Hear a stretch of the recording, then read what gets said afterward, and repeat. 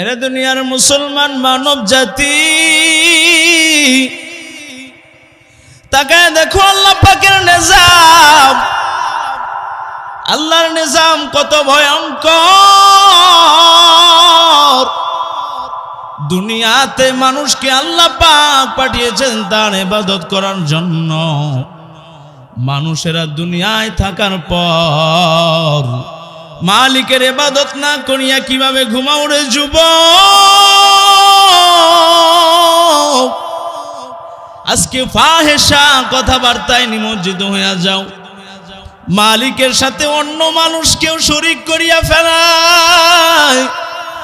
সকাল বেলায় ইমানদার থাকে, বিকাল বেলায় সন্ধ্যা বেলায় ওই ব্যক্তির ভিতরে ঈমান থাকে না। আমরা কিন্তু জানি না, কথা বলেন ঠিক কিনা? সকাল বেলার ঈমানদার ব্যক্তিটা এমন কাজের জন্য, এমন কথার জন্য বিকাল বেলায় তার ঈমানটা বের হয়ে যায় রে বাবা।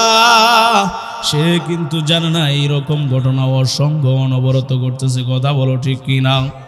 সোনার বাংলার ভিতরে তাকাইয়া দেখো, আজকে নামাজের ভিতরে দোয়ায়ে মাসুরা আছে, ভিতরে নামাজের ভিতরে দোয়ায়ে কুনুত আছে রে বাবা।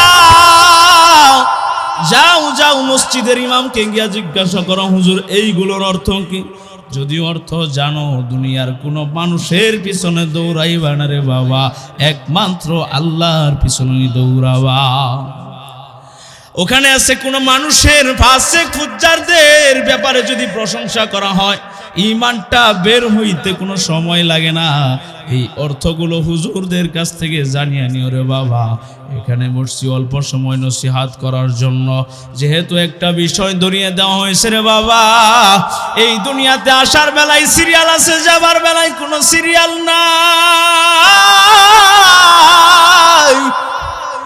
আজকে তাকায়া দেখো, আমার এলাকার ভিতরে বাবা রাস্তা দিয়া ঘুরিয়া বেড়ায়, দাদা রাস্তা দিয়া ঘুরিয়া বেড়ায়, বড় বাবা রাস্তা দিয়া ঘুরিয়া বেড়ায়, অথচ সন্তান পরবর্তীতে এই দুনিয়ায় আসলো। আসার পর ওই সন্তান মায়ের পেট থেকেই মৃত্যুবরণ করিয়া এই দুনিয়া আসলো রে বাবা। ওই দিকে তাকাইয়া দেখো, যাও যাও, দাদা এই দুনিয়ায় আছে, বাবা এই দুনিয়ায় আছে, বড় বাবা এই দুনিয়ায় আছে, কিন্তু সন্তান ছোট্ট শিশু এই দুনিয়ায় আসার সঙ্গে সঙ্গে মৃত্যুবরণ হইয়া গেল। অন্ধকার কবরের ভিতরে রাখিয়া দেওয়া হলো রে বাবা। যদিও ওই শিশুর কোনো হিসাব নাই, কিন্তু আমরা এখান থেকে একটা জিনিস বুঝতে পাই, কোনো প্রকার যাওয়ার বেলায় কোনো সিরিয়াল নাই। চিৎকার মনে বলো ঠিক কিনা? এই কথার মাঝে কোনো সন্দেহ নাই রে বাবা। এরে মুক্তাগাছার মুসলমান, আজকে হেলায় দুলায় সময় নষ্ট করার সময় নাই। আল্লাহ পাক রব্বুল আলামিন জানায়া দেয়, নবীজির উপর আয়াতে কারিমা নাজিল করিয়া দিলেন, ইযা জা আজালুহুম লা ইস্তাখিরুনা সাআতান ওয়া লা ইস্তাকদিমুন। মৃত্যু যখন তোমার সঙ্গে চলে আসবে রে বাবা, একটা মিনিটও আগানো হবে না, একটা সেকেন্ডও পিছানো হবে না। যখন তোমার মৃত্যু চলিয়া আসবে, সঙ্গে সঙ্গেই মালাকুল মাউত আজরাইল তোমার জানটাকে কবজা করার জন্য রেডি হয়ে আছে রে বাবা। তুমি আমি এখনো কেন দুনিয়ার পাগল? পাগল তো হইতে হবে মাওলার পাগল। দুনিয়ার পাগল হইয়া কোনো লাভ নাই রে বাবা। একটু আগে যে আয়াতে কারিমা তিলাওয়াত করলাম, এই আয়াতের অর্থ হলো, মিনহা খলাকনাকুম ওয়া ফিহা নুঈদুকুম ওয়া মিনহা নুখরিজুকুম তারাতান উখরা। চিৎকার মেরে বলি মারহাবা। আল্লাহ পাকে আয়াতে কারিমার ভিতরে জানাইয়া দেয়, মানুষকে আমি আল্লাহ মাটি থেকে সৃষ্টি করলাম, এই মানুষদেরকে আমি আল্লাহ আবার মাটির ভিতরেই দাফন করিয়া দিব। আবার যখন কিয়ামতের দিন ইসরাফিল আলাইহিস সালাতু ওয়াস সালাম সিংহার ভিতরে ফুৎকার দিবে রে বাবা, ওই দিন কিন্তু আবার এই মাটি থেকেই বের করা হবে। কথা বলো ঠিক কিনা? তাহলে কিসের এত অহংকার, কিসের এত বড়াই? দুনিয়া অল্প দিনের জন্য মুসাফির খানায় আসলা, 50 বছর 60 70 80 100 বছরের জন্য আসলা রে বাবা। এই দুনিয়ায় কিন্তু হেলাই দুলায় কাটানোর সময় না। আল্লাহ পাক রব্বুল আলামিন তাও জানিয়ে দেয়, আল্লাহ রব্বুল আলামিন জানিয়ে দেয়, মা খালাকাতুল জিন্না ওয়াল ইনসা ইল্লা লিয়াবুদুন। মাওলাই কারীম জানায়া দেয়, আমি আল্লাহ মানুষ এবং জিনদেরকে আমি আল্লাহর ইবাদত করার জন্য পাঠাইলাম। আমি আল্লাহর ইবাদত না করিয়া যে সমস্ত মানুষেরা অন্য অন্য জাতির মধ্যে লিপ্ত আছে, অন্য অন্য কাজের ভিতরে নিমজ্জিত রে বাবা, এর ভিতরে তারাও পড়িয়া যায়। আয়াতের ভিতরে আল্লাহ পাক অন্য জায়গায় বলেন, লা ইন শাকারতুম লা আযীদান্নাকুম ওয়া লা ইন কাফারতুম ইন্না আযাবি লাশাদীদ। মাওলাই কারীম জানায় দেয়, আমি আল্লাহ তোমাদেরকে যেই নাজ নিয়ামত দান করলাম, এই নাজ নিয়ামত ভোগ করার পর কোন ব্যক্তি যদি আমার প্রতি অকৃতজ্ঞতা হয়, আমার আযাব কিন্তু অনেক ভয়ঙ্কর। আমি আল্লাহ তোমাদেরকে আযাব দ্বারা গ্রেফতার করিয়া দিব। চিৎকার মেরে বলি নাউজুবিল্লাহ। শুধুমাত্র তাই নয় রে বাবা, দুনিয়া থেকে যদি মৃত্যুবরণ করিয়া যায়, আল্লাহ পাক এটাও জানা দেন, একটু আগে বললাম আল্লাহ আমাদেরকে ইবাদত করার জন্য পাঠাইছে। তাহলে এই দুনিয়াতে যে আল্লাহ একটা টার্গেট নিয়ে আমাকে আপনাকে পাঠাইলো, এই টার্গেট তো আর বুঝার বাকি নাই। চিৎকার মেরে বলো ঠিক কিনা? যেহেতু আল্লাহ আমাকে আপনাকে আমল ইবাদতের জন্য পাঠাইলো, তাহলে মালিকের গোলামি ছাড়া অন্য কোনো উদ্দেশ্য না। যেহেতু দুনিয়ায় বাঁচার জন্য, দুনিয়ার ফিকিরে আপনার আমার এই কাজ ওই কাজ এটা ওটা করতে হয়, পেট চালানোর জন্য যেহেতু করতে হয় রে বাবা, ওখানে গিয়াও যদি মালিকের জন্য জিকির করি, মালিক কিন্তু খুশি হয়ে যায়। পয়গম্বর ইব্রাহিম আলাইহিস সালাতু ওয়াস সালাম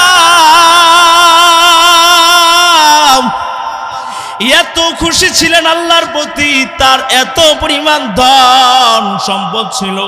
ওই ইব্রাহিম আলাইহিস সালাতু ওয়াস সালাম মাওলাই পাকের প্রশংসা শুনতে এত ভালোবাসে, তার যে বকরির পালগুলো ছিল রে বাবা, একদিন ফেরেশতারা জিজ্ঞাসা করলো, আল্লাহ আপনি কেন ইব্রাহিমের উপাধিটা দিলেন খলিল? খলিল শব্দের অর্থ হচ্ছে বন্ধু। এই কথা বলার সঙ্গে সঙ্গে আল্লাহ পাক রব্বুল আলামিন ফেরেশতাদেরকে জানায় দেয়, ও আমার ফেরেশতারা, ইব্রাহিমের উপাধি এই জন্য দিলাম, ইব্রাহিম হলো আমার বন্ধু। কারণ হলো ইব্রাহিম দুনিয়াতে যা কিছু আছে সব কিছুর চাইতে বেশি মহাব্বত আমি আল্লাহর প্রতি। এই কথা বলার সঙ্গে সঙ্গে ওই সমস্ত ফেরেশতারা ডাক দিয়ে বলল, আল্লাহ আপনার ইব্রাহিমকে আমরা একদিন পরীক্ষা করতে চাই। এখন পরীক্ষাটা কিভাবে করব? তোমাদের যেভাবে মন চায়। আল্লাহ পাক বললেন, যাও যাও যাও, আমার ইব্রাহিমকে তোমরা পরীক্ষা করো। একদিন ফেরেশতারা আসলেন, একটা আল্লাহ ওয়ালার রূপ ধারণ করে ফকিরের বেশে আসলেন। আসার পর হত দরিদ্রর বেশ ধরে আসলেন। আসার পর ইব্রাহিম আলাইহিস সালাতু ওয়াস সালামের সম্মুখে মাওলাই কারীমের প্রশংসা করল রে বাবা। প্রশংসা করার সময় ওই সমস্ত ফেরেশতারা বলল, সুবহানাজিল মুলকি ওয়াল মালাকুত, সুবহানাজিল ইজ্জাতি ওয়াল আজমাতি ওয়াল হাইবাতি ওয়াল কুদরত ওয়াল কিবরিয়া ওয়াল জাবারুত।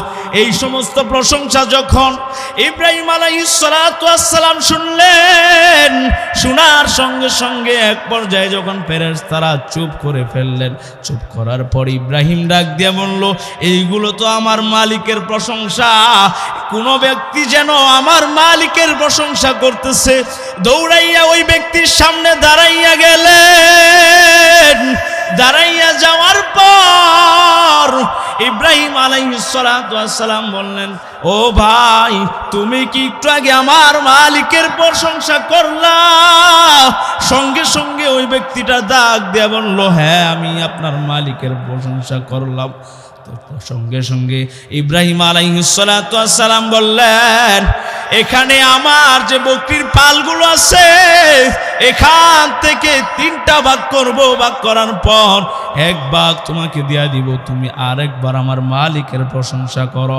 সুবহানাল্লাহ। বাড়িতে গিয়া একবার এই প্রশংসা করার পর যখন বকরির পালের এক অংশ দিয়া দিলেন, দিয়া দেওয়ার পর ইব্রাহিম আলাইহিস সালাতু ওয়াস সালাম বললেন যে, ও ভাই, আর একবার আমার মালিকের প্রশংসা করো।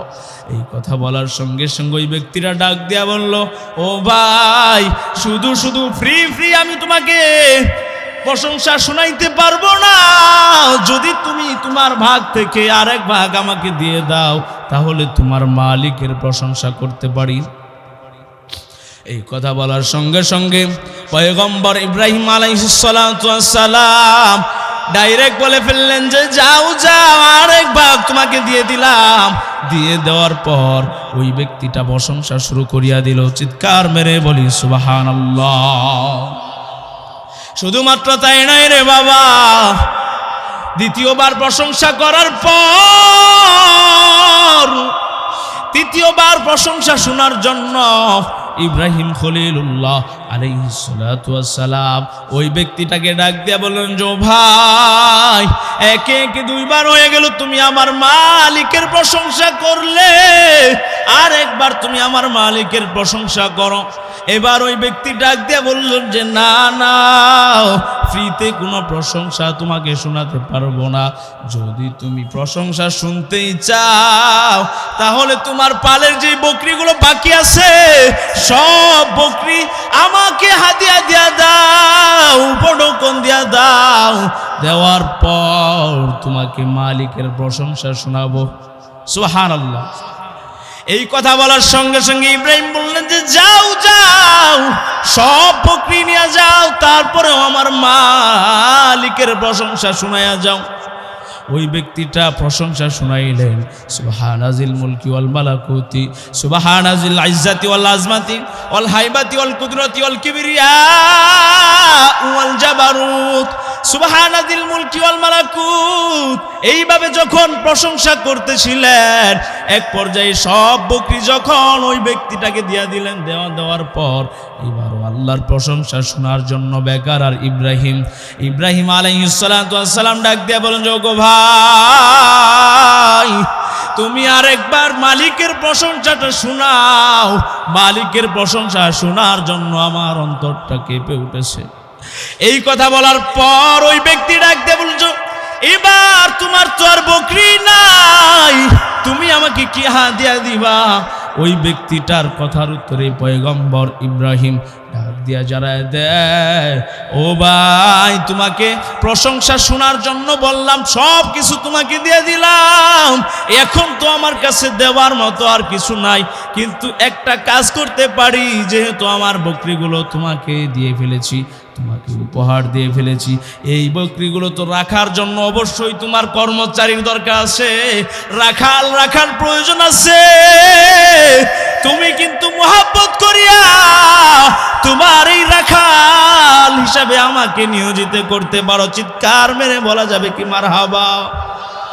এই কথা বলার সঙ্গে সঙ্গে ওই ব্যক্তিটা ডাইরেক্ট পয়গম্বর ইব্রাহিমকে ডাক দিয়ে বললেন, যে ওগো নবী, আর আপনার কোনো উপঢৌকন দিতে হবে না, আপনার সম্পদ আপনাকে ফিরিয়ে দিতে চাই। মাওলায়ে কারিমের পক্ষ থেকে আপনাকে পরীক্ষা করার জন্য আসছিলাম। এইরকম আমার কথা হলো, এইরকম পরীক্ষা কি শুধু ইব্রাহিমের জন্যই প্রযোজ্য ছিল, নাকি মাওলায়ে কারিম এই মানকুন এলাকার ভিতরে, মুক্তাগাছা এলাকার ভিতরেও করতে পারে বাবা। আল্লাহ যদি চান তাহলে কোনো মানুষ বাধা দিতে পারে না। মাওলাই কারীম মহব্বত করে আপনাকে আমাকে পরীক্ষা নিতে পারেন। মাঝে মাঝে সংসারের ভিতরে দেখা যায় অভাব অনটন, ওই অভাব অনটনের ভিতরে আমরা মানুষের কাছে হাত বাড়ায় দেই, মানুষে না দিলে আমরা ডাইরেক্ট আল্লাহরে গালিগালাজ করি। এবার আসুন আল্লাহকে কিভাবে গালিগালাজ করি। একটা সময় যখন দেওয়ালের ভিতরে পিঠ গিয়ে ঠেকে যায়, ওই সময় আপনার আমার মুখ থেকে এরকম কথা বের হয় কিনা, আল্লাহ খালি আমারই দেহে আর কেউ দেখে না, এরকম কথা হয় না বাবা? মূলত এইগুলোই আমার আপনার জন্য পরীক্ষা। এইগুলোকে পরীক্ষা মনে করে সবর ধৈর্য ধারণ করতে হবে, মাওলাই কারীমের কাছে ধৈর্য ধরতে হবে। আর আল্লাহ পাক রব্বুল আলামিন ধৈর্যশীলদের সঙ্গেই থাকেন। ইন্নাল্লাহা মা'আস সাবিরিন, মাওলাই কারীম জানায় দেয় আমি আল্লাহ যারা ধৈর্য ধারণ করবে, ইন্নাল্লাহা মা'আ শব্দের অর্থ হচ্ছে ধৈর্য সাথে। যেই সমস্ত ব্যক্তিরা ধৈর্য ধরবে আল্লাহ পাক তাদের সাথেই থাকবেন। এটা কি আমার কথা?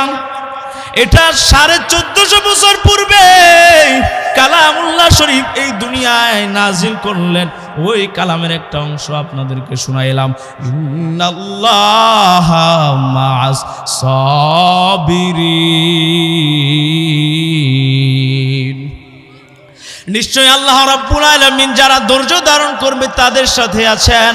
তার মানে বোঝা গেল আমরা যদি বিপদের সময় ধৈর্য ধারণ করতে পারি, ধৈর্য ধারণ করতে গিয়ে যখন মালিককে বলবো ও আল্লাহ আপনার পক্ষ থেকে এটা আমাদের জন্য পরীক্ষা, এই পরীক্ষার ভিতরে ঘাবড়ানোর কিছু নাই রে মালিক, আমরা তো অসহায় বান্দা, দুর্বল বান্দা, আপনি তো আমাকে দুর্বল করিয়া বানাইছেন রে মাওলা, এই পরীক্ষাটা আপনি আমার কাছ থেকে নিয়েন না, এমন কোনো পরীক্ষা নিয়েন না যেই পরীক্ষা আমি উত্তীর্ণ হতে পারবো না, রেজাল্ট ভালো করতে পারবো না। আল্লাহর কাছে নামাজের মাধ্যমে এই রকম দোয়া করা দরকার আছে না নাই? কেন চাষটেলে, বিলাল মামার চাষটেলে, হ্যাঁ চাষটেলগুলোতে তো এগুলো পরামর্শ হবে দূরের কথা, চাষটেলগুলোতে ভিতরে হয় গীবত শেখায়ত, কথা বলেন ঠিক কিনা? এই সমস্ত কাজ থেকে আমাদের বাঁচতে হবে বাবা। গীবত শেখায়ত যে কতটা ভয়ঙ্কর, কতটা খারাপ, এটা আমরা দুনিয়া থেকে বুঝবো না। যারা আমাদের সাথে একটা সময় ছিল, এখন অন্ধকার কবর চলে গেছে, তারা বুঝে গীবত কতটা ভয়ঙ্কর এবং খারাপ গুনাহ। আল্লাহ পাক আমাদেরকে গীবত থেকে বাঁচার তৌফিক দান করুন, সবাই বলি আমিন। বলতেছিলাম বাবা, মৃত্যুর স্বাদ প্রতিটি প্রাণীর গ্রহণ করতে হবে। মাওলাই কারীম জানায় দেয় কুল্লু নাফসিন যায়িকাতুল মাউত সুম্মা ইলাইনা তুরজাউন। পৃথিবীতে যত মানুষ আসবে, যাদের ভিতরে নফস থাকবে, আত্মা থাকবে, তারা এই দুনিয়া থেকে মৃত্যুবরণ করে অন্ধকার কবরের দিশারি হতে হবে, কথা বলো ঠিক কিনা? কবর কারো জন্য, মৃত্যুবরণ করার পর কবরটা কারো জন্য হবে জান্নাতের বাগান, আবার কারো জন্য হবে জাহান্নামের গর্ত। নবীজি সাল্লাল্লাহু আলাইহি ওয়াসাল্লাম হাদিসে পাকের ভিতরে জানায় দেয় আল কবরু রাউযাতুম মির রিয়াজিল জান্নাহ আও হুফরাতুম মিন হুফারিন নার। নবীজি ডাক দিয়া জানায় দেয়, এরে পৃথিবীর মানুষেরা শুনিয়া রাখো, পৃথিবীতে মানুষ দুই শ্রেণীর থাকবে। এক শ্রেণীর মানুষের কবর হবে জান্নাতের বাগান, চিৎকার মেরে বলি সুবহানাল্লাহ। আর এক শ্রেণীর মানুষের কবর হবে জাহান্নামের গর্তরে বাবা। আল্লাহ পাক ডাক দিয়ে বলেন, ইয়া আইয়াতুহান নাফসুল মুতামাইন্না ইরজিই ইলা রাব্বিকি রাদিয়াতাম মারদিয়া ফাদখুলি ফি ইবাদি ওয়াদখুলি জান্নাতি। মাওলাই কারীম জানায় দেয়, হে নফসে মুতমাইন্না, তোমরা আল্লাহর দিকে এমন অবস্থায় ফিরে আসো যখন তোমাদের মালিক তোমাদের প্রতি সন্তুষ্ট রাজি খুশি, তোমরাও যখন মালিকের প্রতি রাজি খুশি আসো রে বাবা, ওই সময়ে আল্লাহর কাছে ফিরে আসো, আল্লাহর ইবাদত করো এবং জান্নাতের ভিতরে ঢুকিয়া যাও। চিৎকার মেরে বলি সুবহানাল্লাহ। জান্নাত কিরে বাবা? জান্নাত যদি এখন বর্ণনা দিতে যাই তাহলে আমার আলোচনার টপিকও পাল্টে যাবে। ওই বয়ানও শেষ করতে পারবো না, এই বয়ানও শেষ করতে পারবো না।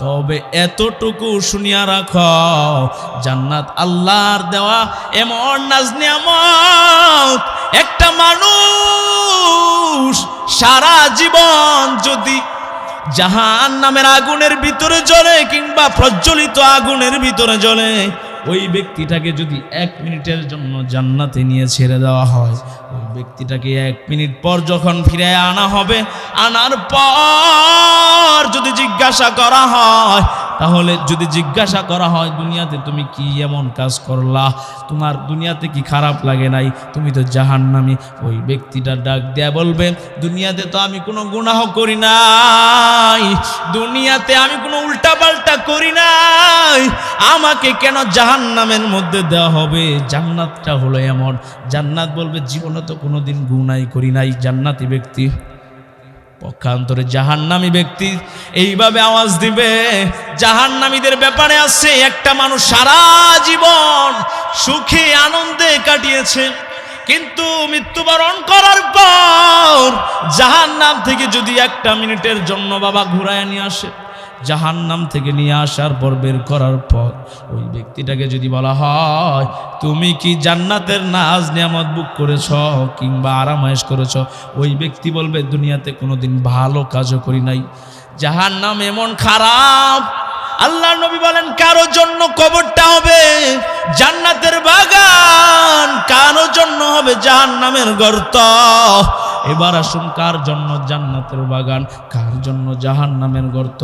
নবীজি জানায় দেন ইন্নাল আবরার লাফি নাঈম, মাওলাই কারীম বলিয়া দেন দুনিয়াতে এমন এক শ্রেণীর লোক থাকবে যারা ডানপন্থী হবে, বামপন্থী না, অর্থাৎ কুরআন হাদিস শরিয়া অনুযায়ী চলবে। কথা বলো ঠিক কিনা? পক্ষান্তরে ফারিকুম ফিল জান্নাহ ওয়া ফারিকুম ফিস সাঈর, ইন্নাল আবরার লাফি নাঈম ওয়া ইন্নাল ফুজ্জার লাফি জাহিম। পক্ষান্তরে পাপিষ্ঠ ব্যক্তিরা এই দুনিয়া থেকে মৃত্যুবরণ করার পর দুনিয়াতে যারা পাপ করিয়া যাবে তাদের জন্যই থাকবে জাহান্নামের গর্ত, তাদের জন্যই থাকবে জাহান্নাম। পাপিষ্ঠ বান্দাদের জায়গা হবে নিকৃষ্ট। কথা বলুন ঠিক কিনা? তাহলে বোঝা গেল রে বাবা, 2 শ্রেণীর থেকে আমাকে আপনাকে কোনটা গ্রহণ করতে হবে? 1 নাম্বার ইন্নাল আবরার লাফি নাঈম ফারিকুম ফিল জান্নাহ, ফারিকুম ফিল জান্নাহ, এইটা হচ্ছে 1 নাম্বার গুণ, ডানপন্থী। অর্থাৎ যেই পথে নবী রাসূলরা চলেছেন, সাহাবায়ে কেরামরা চলেছেন, আইম্মায়ে কেরামরা চলেছেন, হক্কানি উলামায়ে কেরামরা চলেছেন। কথা বলো ঠিক কিনা?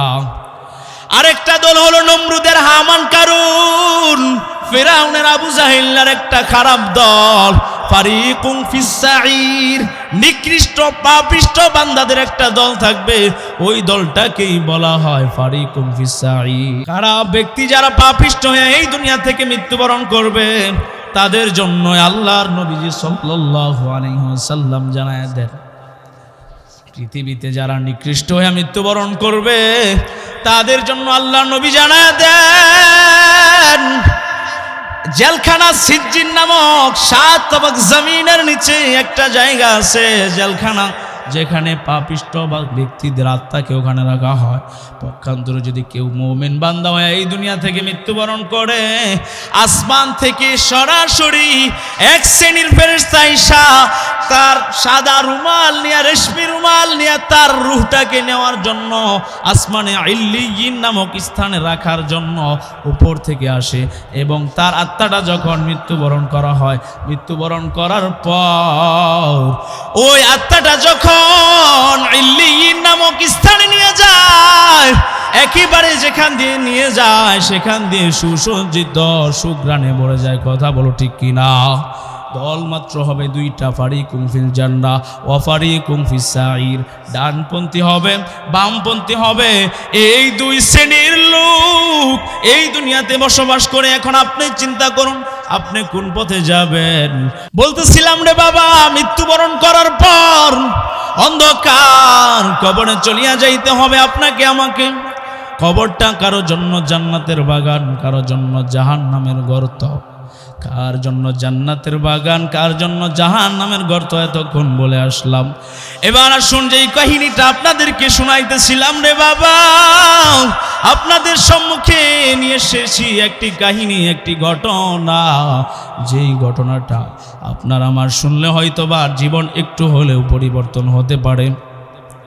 এমন একটি ঘটনা বলতেছিলাম। সর্বপ্রথমে পাগল বলে আমরা আলোচনা শুরু করেছিলাম। পাগল হইলে হতে হবে আল্লাহর পাগল। দুনিয়ার কোন মানুষের পাগল হওয়া যাবে না রে বাবা। পাগল হতে হবে আল্লাহর পাগল। একজন আল্লাহর পাগলের কথা বলেই আমি আমার আলোচনা শেষ করব। বাদশাহ হারুনুর রশিদের যুগে একজন পাগল ছিলেন, যার নাম ছিল বাহলুল পাগল। ওই ব্যক্তিটা বাদশার যুগে, বাদশাহ হারুনুর রশিদের যুগে একজন পাগল ছিল। সেই পাগলটা কবরস্থানে গিয়ে সর্বক্ষণে শুয়ে থাকে, কিংবা কবরস্থানের যে কোনো কাজের ভিতরেই থাকে। ওই ব্যক্তিটা যে একদিন রাস্তা দিয়ে বাদশাহ হারুনুর রশিদ তার সৈন্যদেরকে নিয়ে কবরস্থানের সামনে দিয়ে অতিবাহিত হইতেছে। ওই পর্যায়ে যখন বাহলুল পাগলকে বাদশাহ হারুনুর রশিদ দেখতে পেলেন, দেখার সঙ্গে সঙ্গে জিজ্ঞাসা করলেন, ও বাহলুল পাগল, তুমি কবরস্থানে কি করো?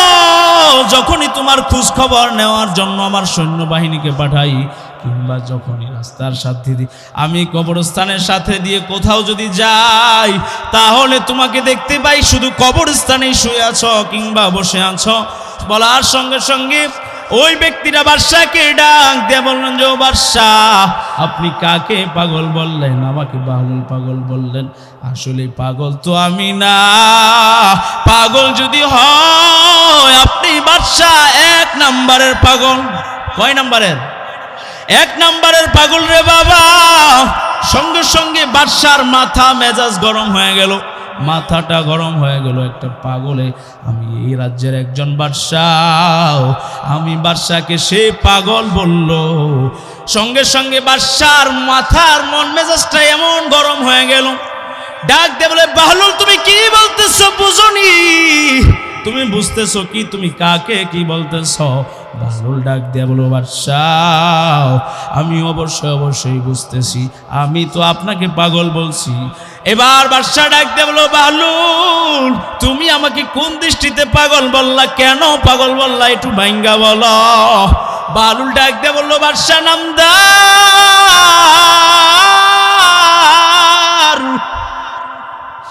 দুনিয়াতে আল্লাহ পাক আমাকে আপনাকে ইবাদত করার জন্য পাঠাইছেন।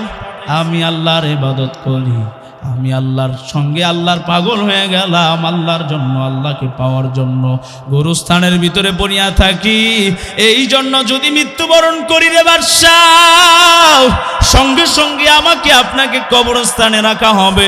এই জন্য দুনিয়ার পাগল হিসাবে আমি কবরস্থানে আইসা থাকি, যাতে কষ্ট করে আমাকে কবরস্থানে না আনতে হয়। এই জন্যই কবরস্থানের মধ্যে পড়ে থাকি। চিৎকার মেরে বলি মারহাবা। এই পাগলের কাহিনীটা শোনার পর বাদশাহ বাহলুলকে যখন বললেন, ও বাহলুল তুমি তোমার কাহিনীটা খুলে বলো। বাহলুল পাগলের কথা বলার সঙ্গে সঙ্গে বাদশাহ এবার ডাক দিয়া বলল, ঠিকই তো বলেছ বাহলুল। বাহলুল বলতেছে, পাগল যদি হয়ে থাকেন আপনি এই দুনিয়ার পাগল, আপনি তো রাজ্য চালানোর জন্য পাগল হয়ে গেছেন বাদশাহ। আপনি তো পরিবার পরিজনের জন্য পাগল, আপনি তো দুনিয়াদারি পাগল। আপনি যদি আখিরাতের মুখী পাগল হইতেন, তাহলে আমার মতো কবরস্থানে আইসা পড়ে থাকতেন। এই কথা বলার সঙ্গে সঙ্গে বাদশা ডাক দিয়ে বলল, বাহলুল তুমি তো ঠিকই বলেছ, একটু তোমার কথার ভিতরে ভুল নাই।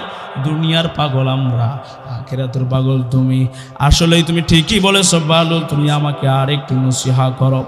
এই কথা বলার সঙ্গে সঙ্গে বালুল পাগল ডাক দিয়ে বললেন যে বাদশা নামদার, আপনি কি মাওলায়ে কারিমের কুরআনের দিকে তাকান না? নবীজির অসংখ্য অগণিত হাদিস আছে, ওই দিকে তাকান না। ওই দিকে যদি তাকান তাহলে আর নসিহতের কোনো দরকার নাই। চিৎকার মরে বলেন ঠিক কিনা? এই কথা বলার সঙ্গে সঙ্গে বাদশা এত খুশি হয়ে গেলেন। আমরা জানি আগের যুগে যদি কোনো বাদশা কারো প্রতি কোনো প্রকার খুশি হইয়া যাইতেন, ওই ব্যক্তিকে বাদশার রাজ দরবার থেকে পুরস্কৃত করা হতো। কথা বলেন ঠিক কিনা? এবার বাদশা বালুলকে ডাক দিয়ে বলল, বালুল তোমার প্রতি আমি খুশি, তুমি আমার কাছে যা চাও আমার পক্ষ থেকে তোমাকে উপহার দিব, গিফট দিব, তুমি বলো। বালুল ডাক দিয়া বলেন যে বাদশাহ, আপনার কাছে যদি আমি কিছু চাই তাহলে আপনি আমাকে দিতে পারবেন না। এবার বাদশা ডাক দিয়া বলল, বালুল তুমি আমার কাছে চাই দেখো না আমি কি তোমাকে দিতে পারি না, তুমি একবার চেয়ে দেখো। সঙ্গে সঙ্গে বালুল ডাক দিয়া বললেন যে আমার 3টা আবদার। কয়টা বাবা? 3টা আবদারের ভিতরে 1 নাম্বারের যে আবদার, পৃথিবীতে মানুষের আসছে, একটু আগেই বললাম, ইযা জাআলুহুম লা ইস্তাখিরুনা সাআতা ওয়া লা ইস্তাকদিমুন। মৃত্যু যখন আসবে রে বাবা, 1টা সেকেন্ড আগেও হবে না, পরেও হবে না। এই কথা শোনার সঙ্গে সঙ্গে বাদশাকে ডাক দিয়া বলল, বাদশাহ মালাকুল মউত আজরাইল আপনার পিছে আমার পিছে এইভাবে ঘুরতে থাকে। এবার বাদশাহ, আমি এই দুনিয়ায় বাঁচতে চাই, মরতে চাই না। পাগল বাদশাকে পরীক্ষা করার জন্য বলতেছে বাবা। 1 নম্বরে বলতেছে, বাদশাহ দুনিয়া থেকে আমি মৃত্যুবরণ করতে চাই না, আমি এই দুনিয়ায় চিরজীবন থাকতে চাই। আপনি যদি আমাকে উপকার করতেই হয়, পুরস্কার দিতেই হয়, তাহলে 1 নম্বরের পুরস্কার দিবেন, আজরাইলের হাত থেকে আমাকে বাঁচাবেন। বাদশা ডাক দিয়া বলল, বাহলুল না না, এটা সম্ভব না, তোমার 2 নাম্বার আবদারের দিকে যাও। 2 নাম্বার আবদার করার সময় বাহলুল ডাক দিয়া বলল, ও বাদশাহ ধরেন কথার কথা, মৃত্যু যদি আমার কাছে চলে আসলো, মৃত্যু আসার পর আমাকে যখন পাড়াপড়শি সঙ্গিনীরা যখন আমাকে কবরের ভিতরে দাফন করায় দিবে, ওই সময় কবরের ভিতরে ফেরেশতারা এসে জিজ্ঞাসাবাদ করবে, মার রব্বুকা ওয়া মা দীনুকা ওয়া মান নাবিয়ুকা। এই 3টা সওয়াল জবাব যখন হবে, ওই 3টা সওয়াল জবাবের উপর দুনিয়াতে আমি ইসলামের উপর, ঈমানের উপর অটল অবিচল থাকতে না পেরে, ধরেন কথার কথা বাদশা, ওই দিন আমি ফেরেশতার কাছে আটকে গেলাম। আপনি যদি আমাকে উপকার করতে চান তাহলে ওই সমস্ত ফেরেশতাদের সওয়াল জবাবগুলো আপনি করিয়া দিয়েন। পাগল বলে, দুনিয়ার পাগল না, আখিরাতের পাগল বাবা। সে আখিরাতের পাগল বিদায় সে বাদশাকে আটকে দিছে। এবার বাদশার চক্ষু দিয়া কান্না জড়িত হৃদয়ে, চোখ দিয়ে অঝরে পানি পড়তেছে, পানি। এক সময় 3 নাম্বার বাদশা ডাক দিয়া বলল, বাহলুল 2টা উপকার আমি করতে পারলাম না, তোমার 3 নাম্বার আবদারটা তুমি করে ফেলো, 3 নাম্বার উপহার তোমাকে কি দিব করে ফেলো। 3 নাম্বার যে পুরস্কার, এটার ক্ষেত্রে বাহলুল পাগল ডাক দিয়া জানায়া দেয়, ও বাদশা নামদার, 1 নাম্বার মৃত্যুর কথার কথা হয়ে গেল, মৃত্যু থেকে বেঁচে গেলাম, মরণটা সহজভাবে হয়ে গেল। হওয়ার পর হিসাব নিকাশটাও ধরেন কথার কথা সহজভাবে হয়ে গেল। মাওলায়ে কারিমের জিকির যেভাবে, আমল ইবাদত যেভাবে করার দরকার ছিল করতে পারলাম না।